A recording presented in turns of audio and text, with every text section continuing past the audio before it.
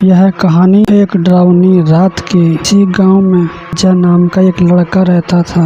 वह परीक्षा देने के लिए गुजरात जा रहा था। ठंडी का दिन था, चारों तरफ से कोहरा छाया हुआ, आमने सामने से भी कुछ नहीं दिखाई दे रहा। पूरे 15 घंटे के बाद वह गुजरात पहुंच गया। परीक्षा अगले दिन थी, इसलिए वह एक होटल में रहने के लिए सोचा। रात हो गई थी और कहीं भी उसके बजट में सस्ता होटल नहीं मिल रहा था। काफी ढूंढने के बाद उसे एक सस्ता होटल मिला।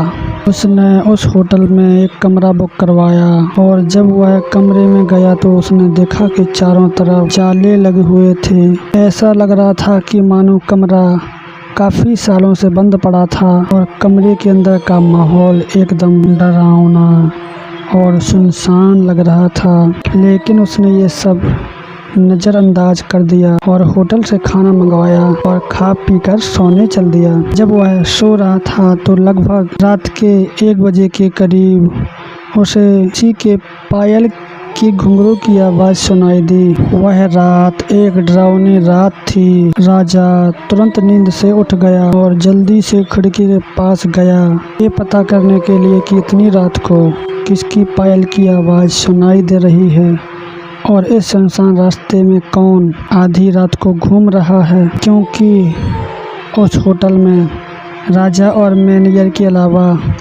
कोई भी नहीं था, तो ये फिर किस औरत की पायल की आवाज़ सुनाई दे रही है। राजा खिड़की पर काफ़ी देर तक खड़ा रहा, लेकिन उसे कोई भी दिखाई नहीं दिया। फिर उसने अपने कमरे से मैनेजर को फ़ोन किया और उसने बताया कि मुझे आधी रात को उसे किसी की पायल की आवाज़ सुनाई दे रही है। आपको दे रही है क्या? मैनेजर ने कहा, नहीं सर, ऐसी कोई बात नहीं है। आपको हवा से ऐसा लग रहा होगा। वैसे भी ये जंगली इलाका है, यहाँ पर तो हल्की हवा भी तूफान के जैसी लगती है। आप सो जाइए, ऐसी कोई बात नहीं है। राजा मैनेजर की बात पर भरोसा करके फिर से सोने चला गया। कुछ देर बाद उसे दोबारा वही पायल की आवाज़ पहले से भी ज़्यादा तेज़ सुनाई देने लगी। इस बार उसने अपने कमरे का दरवाज़ा खोला और सीधा होटल के बाहर देखने के लिए चला गया। जब बाहर आया तो उसने देखा कि एक काफ़ी लंबी औरत है जो सफ़ेद साड़ी पहने हुई थी और उसके काफ़ी लंबे बाल थे और चेहरा ढका हुआ था। वह अपने हाथ में एक नारियल लेकर के होटल के चारों तरफ चक्कर लगा रही थी। ऐसा लग रहा था कि मानो अपने पायल की आवाज़ से किसी को बुला रही है।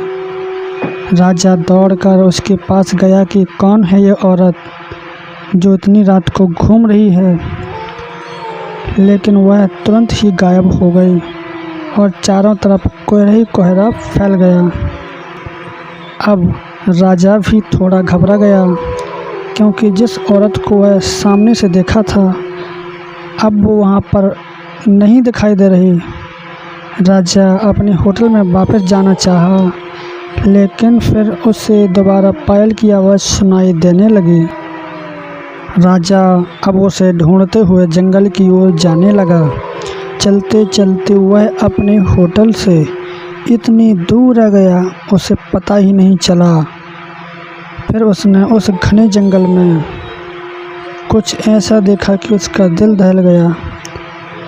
उसने देखा कि उस औरत ने एक पीपल के पेड़ के नीचे 5-6 लाश रखी थीं और बारी बारी से एक एक को नोच नोच कर खा रही थी। उसका मुँह खून से लथपथ था और चेहरा भी एकदम डरावना। राजा ने जब ये सब देखा तो उसके पांव तले ज़मीन खिसक गई। ये सब नज़ारा देखते ही उसे डर के साथ साथ रोना भी आने लगा कि वह चुड़ैल अब उसे भी मार देगी, क्योंकि अपने पायल की आवाज़ से यहाँ तक तो मुझे लेकर आ गई, लेकिन उसने हिम्मत से काम किया और हनुमान चालीसा पढ़ते पढ़ते धीरे से वहाँ से भाग गया ताकि भूत उसे देख न ले। लेकिन भूत तो भूत होते हैं।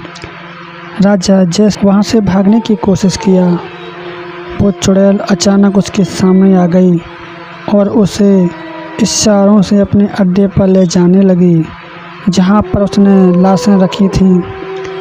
राजा हनुमान जी का जाप करके इतनी तेज़ी से वहाँ से भागा कि मानो जैसे उसके अंदर किसी की शक्ति आ गई हो।